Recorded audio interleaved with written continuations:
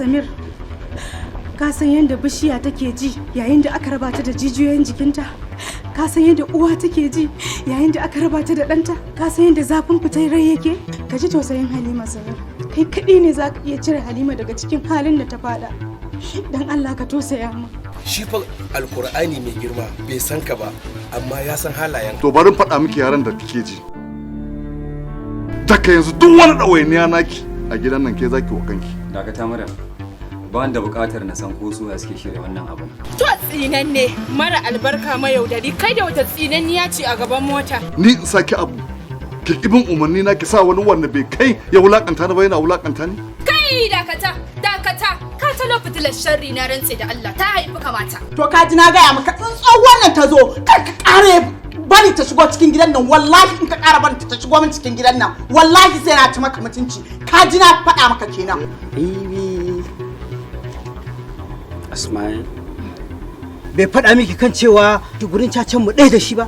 Na ranta mishi kuɗi 5,000 akan zai yi caca, in ya ci zai bani kuɗi na, in kuma an cinye shi zai haɗa da wata tsaleliyar budurwa. Haka ku kai da baban nan. Laitani mu bayi da mutunci, bai kyauta mun ba kuma.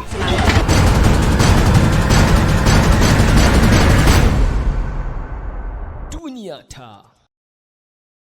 Ni da ɗana ba mu yi kalan tsoro ba, to amma tun da abin na ba mutunci to yanzu na ba shi ko a ki sake ɗan naki ya zo ya same ni kuma daga ranar da ya zo daga ranar ya bar ƙara kwanan duniya. Akwai wani yaro ne da nake so a kashe, amma ina son irinka ma'aikata guda 10. Iri na 10 ba su da daɗi, iri na 10 ganin su ba alkhairi, iri na 10 idan suka tinkari gari sai ya ƙare, iri na 10 sai dai yakin ƙasa.